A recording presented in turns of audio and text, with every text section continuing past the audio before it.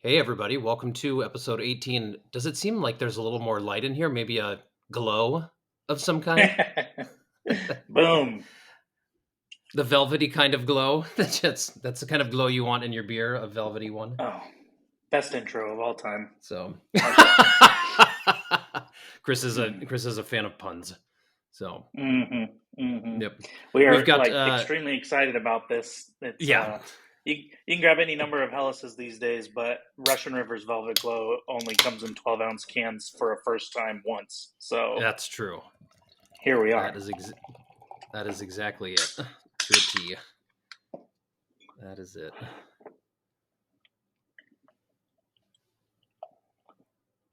I got a Look, mug suitable for fitting the whole thing because I don't know why I was going to mess around with, just a little bit. So yep. Yeah, I have a Russian River tulip, so I'm not going to pass that up. So, awesome.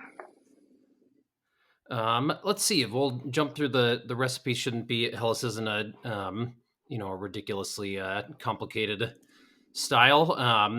Not too much in terms of kind of the basics for recipe from Russian River, 4.75% ABV, 1042 original gravity, 20 IBUs.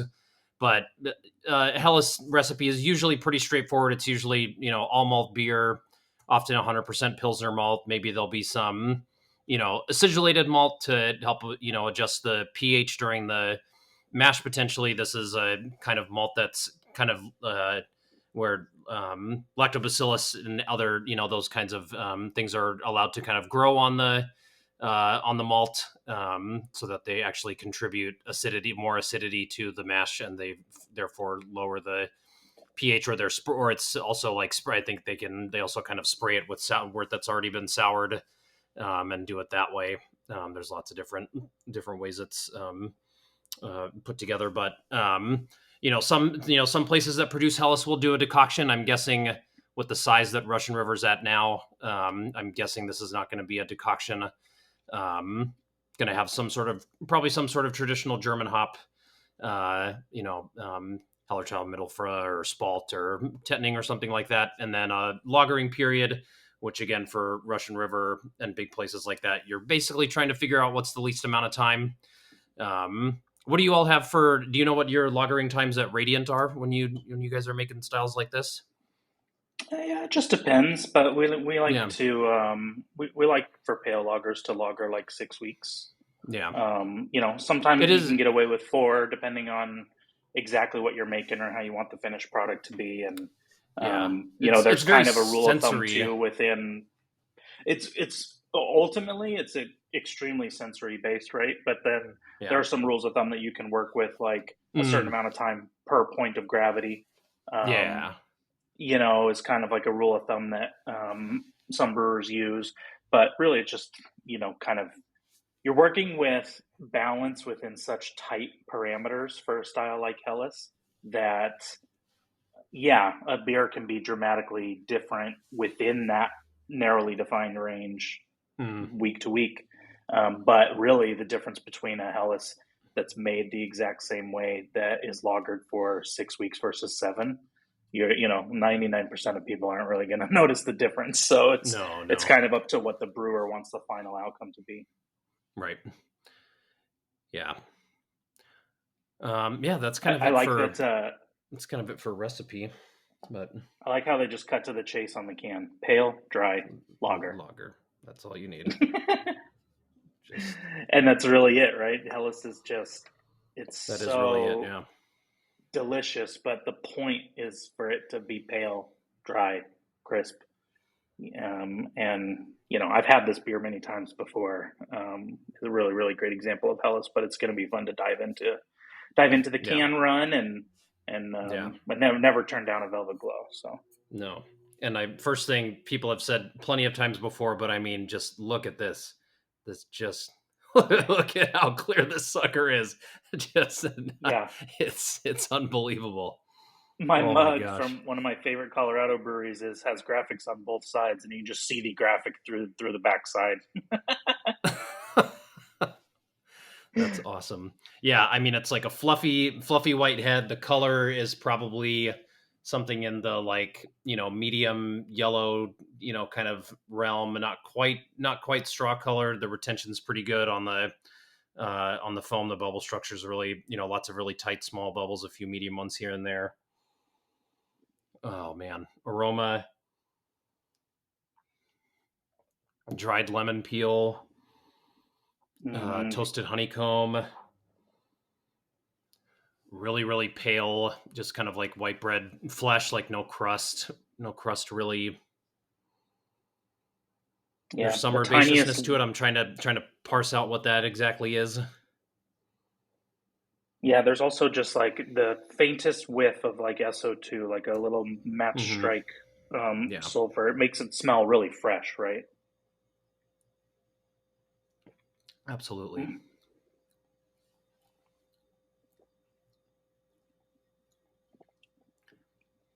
And that is just divine when you drink it. It is, there really shouldn't be for this style all that Mm. much hop aroma, if any. And so, really, on the palate, it comes through as just the tiniest bit ratcheted up hop character for a Helles. Yeah, And I agree. we're not making it out to be a pilsner or anything, but it Yeah, is just a little bit of that hop flavor and bitterness comes through that you think you are maybe getting some kind of the faintest whiff on the aroma. yeah.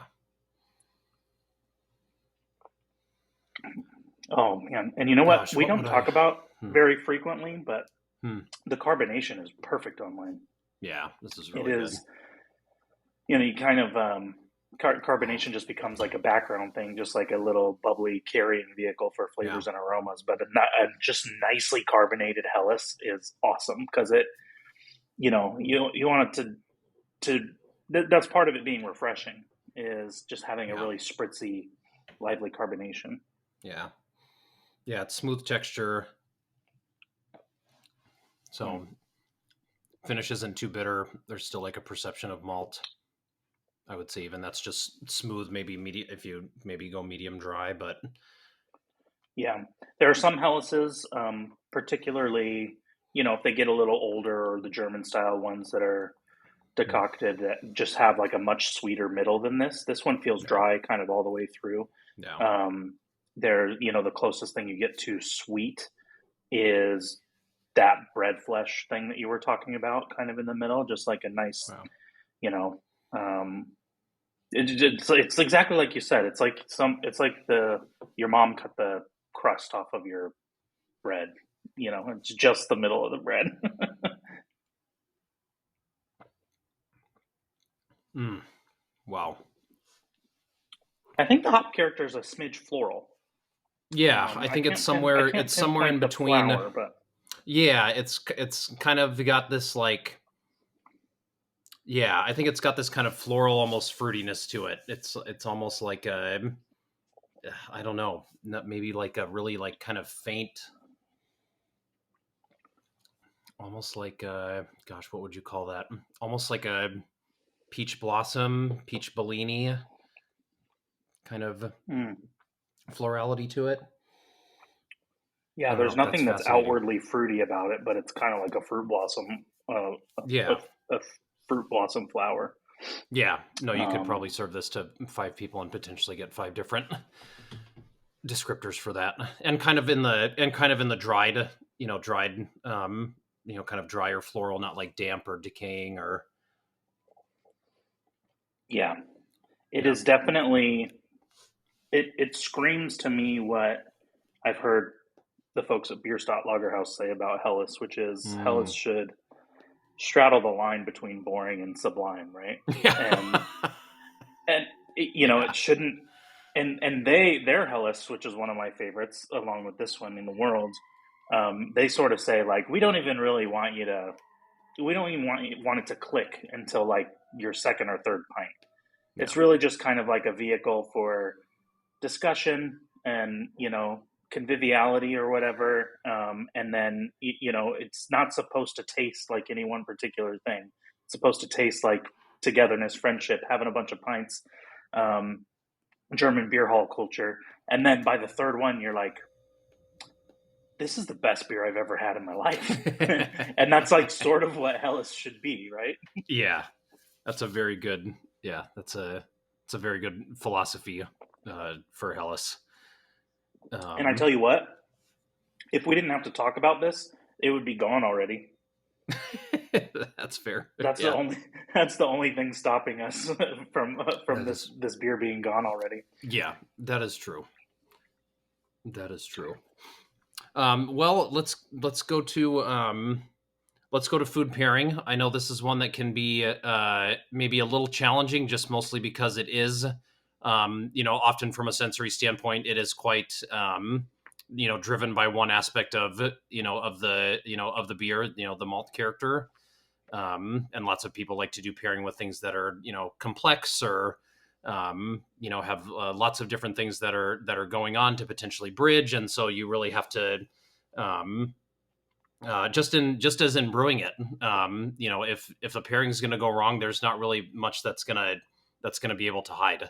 And there's no, Mm-hmm. and there's not gonna, if something does fail, there's not a lot. We've talked a lot about finding good bridges so that you can maybe take risks and contrast, and you still have something to fall back on. And you might not have that kind of support from from a beer like this, but also very pleased with that the hop character is coming through a little bit on the palate. I think that opens up a little bit of excitement. I'll start the first one I have had with this beer. I did there was a beer and cheese pairing event at Russian River, and if anybody's ever heard of Janet Fletcher, she's a cheese aficionado, genius, professional.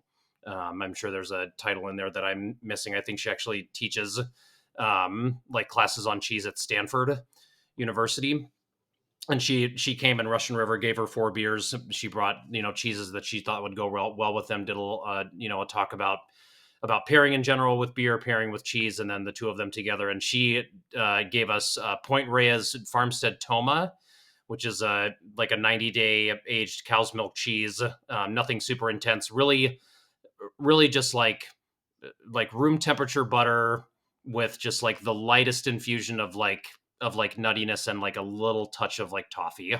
So really, I think, and she and done well. I mean, basically, this is just like you have bread, you just spread butter on it. Like Mm-hmm. that's just gonna be good. But then there's like just that light amount of that florality and the little bit of blossom that gives just a touch of contrast to it. It keeps it a little bit interesting and adds a little element that doesn't make it almost too familiar. Yeah, that really feels like the philosophy of really great Pilsner malt anyway, right? It's Hmm. using extremely high quality ingredients, but keeping the dish simple. So, if you can just have an utterly divine piece of bread and butter if the bread is flawless and delicious and the Right. butter is like a super high quality, Mm. you know, nothing wrong butter. And like Hellas feels like that in beer form, right? Yeah. It's like so simple, but if you're using high quality ingredients, including time, um, that that seems like quite the match. I had somewhat similar thoughts, but I wanted to bound it all up in the veggie sandwich. And a veggie sandwich that I have a lot is a veggie sandwich from Board and Brew. It's like a chain of beer and surfing themed sandwich shops in Southern Mm. California. Always have a really great beer selection.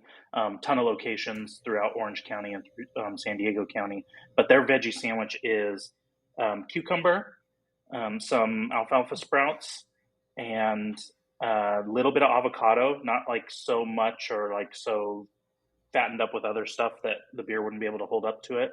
A sliced provolone cheese, which is kind of like a really nice, lightly flavored Yeah. cheese. Um, and some lettuce. I get it without onion because I'm not a monster. And then, they have some different sides, sauces and stuff you can put on it. But essentially, that cucumber, I think, would be extremely refreshing here, almost like infusing your ice water with some cucumber flavor in that sense. So you already have a really refreshing beverage. That like just lovely, really light hop character is going to match up with the just extremely light bitterness of the sprouts, the alfalfa sprouts. essentially just kind of like microgreens on there. So you don't have something as peppery as arugula or something as bitter as kale. It's just like the beer, it's a really light bitterness. But maybe most importantly of all, they have it on just a really simple bread they call sweet wheat. It's kind of like a really pale wheat bread that is, they call it sweet wheat, and it's got this like really just nice, gentle sweetness to it. Mm, And I think that's kind of bread on bread. So yeah. it's a very simple compliment, but that compliment, we're already talking about this not being the sweetest Helles in the world, so we can infuse just a really gentle sweetness into here, and I think that's going to be really yummy. So what's a seemingly simple sandwich there has some like refreshing elements, some very lightly fatty elements with a kind of light flavored cheese and light bit of avocado, and then a kind of bread that fills in the gaps of what the Pilsner malt is giving us here. So I think that would be pretty refreshing. And it's nice too, this beer, you talked about being glad that there's some extra hop character there. And don't get it twisted, this isn't like an extremely hoppy beer. We're saying for Helles, this has a Yeah. nice structure and just a smidge of, fresher hop character to it. Um, but it really sucks in a pairing when you go the other way, when your beer is just way too powerful for your food. And you just don't taste anything in the food, and there's no interesting interaction. It There are many many cases where your beer, if you're drinking Helles, is going to be lighter than your food. So we've kind of you can flip those roles there, but I think the outcome when that happens is less problematic, because at the very least it's refreshing, a little bit palate cleansing. And so you don't want to have this with like a steak dinner, but Yeah. that's just not going to be good for the beer.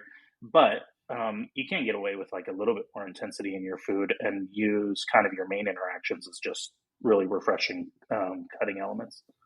And well, and what you're saying too is just one of the great things just about pairing with something like a sandwich is that, at least, here where we live in this country. I mean, if you want something on a sandwich, you can take it off or you can put it on. You can Yeah, it can get as tall as you want. So, that's kind of where what I did kind of with my pairing. It's kind of like start with a good base, and then it's like kind of work with it, and then it's like, okay, if the intensity's still kind of not there, then you can add an element or take away an element. And obviously a sandwich is just a perfect vehicle for that sort of approach.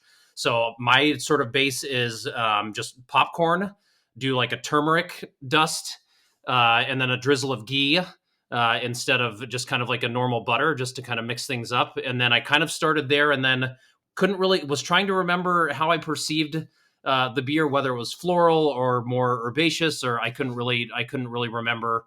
And so I kind of wanted to leave room for some sort of honey to potentially drizzle over the popcorn as well, with the turmeric kind of really giving like a nice kind of like savory and sweet, but also there is kind of a bright savoriness to it, because it is sort of a spice. And then of course I think the popcorn is going to match with the base malt really well, the base malt character extremely well.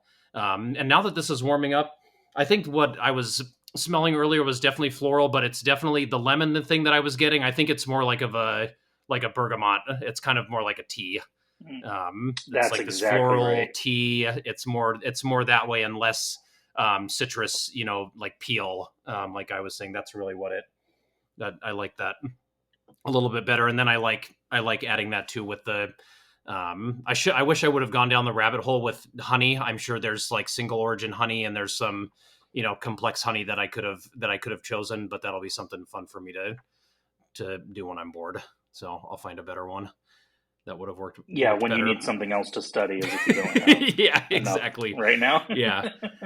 Yeah. So then, obviously, the one that's going to be more difficult for this is, striking the balance with dessert, because, like we said, even though this isn't a bitter beer, that part of that is probably just because it just has some lack of bitterness to it, rather than it has lots of residual sugar, sort of counteracting that, or contrasting that interaction. So dessert's obviously the challenge. So where did you land for dessert? Well, there are in other episodes that we've done where we have kind of a pale, lighter intensity beer, we've really leaned on lemon desserts, kind of yuzu stuff, key lime. I think some of those elements could be really nice here too if you don't overdo it. Like a nice little lemon tart would be good. I think key lime would be a good version as well. So I think those would be great. Also pledged for like a set one of those sesame candy kind of cracker type Hmm. desserts once, and that could be good here because that incorporates that kind of like a deeper honey element.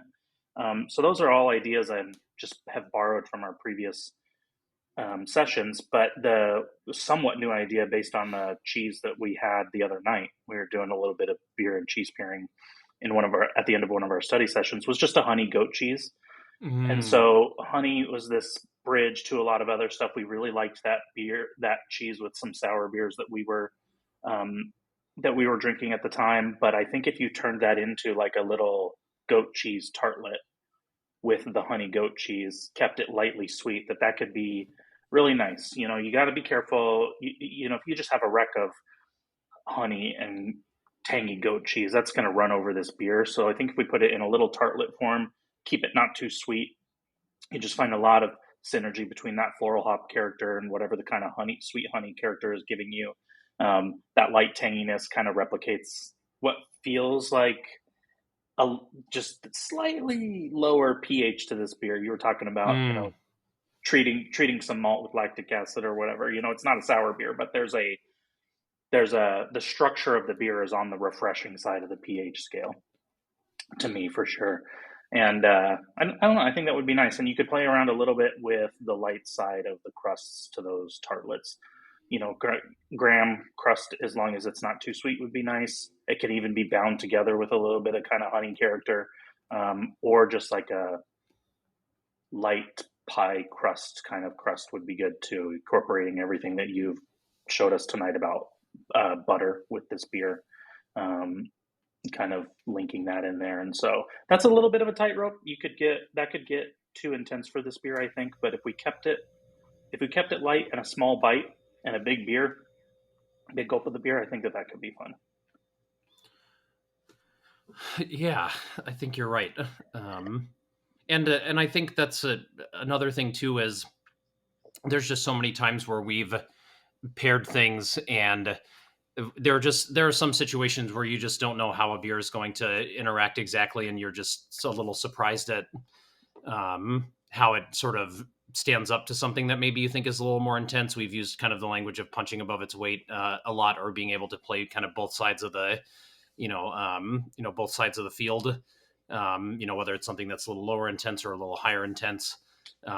So I like to, I think pushing the envelope does oftentimes does a little bit more for, and we just like to do it because we think it teaches us a lot about what we need to learn, and what we need to know, and there's not a whole lot riding on whether it goes well or not. And so that's, it's easy to say for us, we're not, doing this for some sort of beer dinner where people are paying good money or something like that.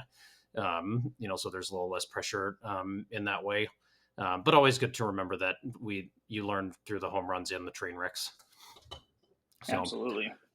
yeah. So I landed on kind of trying to think about the same as you, kind of starting at, what do you do with kind of the base part of the dessert. We've leaned a lot towards olive oil cakes. For beers that are kind of in this realm, and so I decided to go with chiffon cake, which is vegetable oil, instead of something like eggs and butter, kind of being the base that you're using. Oil is what you're kind of able to beat the air into, and so you're going to get this really kind of relatively fluffy, but not kind of not like angel food cake fluffy, a little bit more on the dense side, but not obviously too dense for a cake. And then I think just doing, I was kind of trying to remember what, this was tasting like, but I decided going with something like Earl Grey, just do an Earl Grey chiffon cake. I think also having a little bit of that actual Earl Grey in there is going to lend a little bit of like an earthy bitterness. That'll be tame enough, with the cake, that it won't have too much of a like overt contrast with the the Pilsner malt. and that's also good because, even though we are getting a tea-like impression from the beer, that's not really, contributing to the bitterness of the Mm-hmm. beer. So even though it's potentially going to be a good bridge in that way, it's not necessarily going to intensify any sort of bitter character or run over the cake portion of it by any means.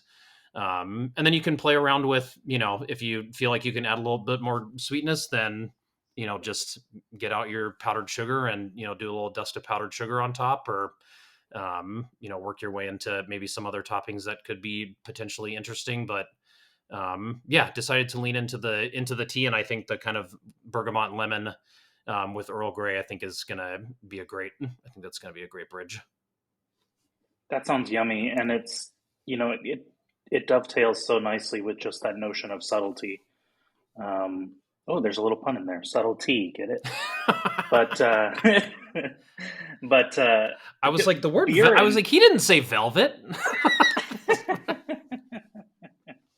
Sorry, go oh ahead. man. Well, beer to me has a lot of synergy with tea. It's basically a tea. You sift Yes, a right. bunch of ingredients Yeah, and you just ferment it exactly. out, right? And we've talked about this in our study groups in the past, a really underexplored flavor note spectrum for us is tea flavors. And I'm not that much of a tea person, so I have a lot to learn about the different types of tea and flavors that you can get from tea.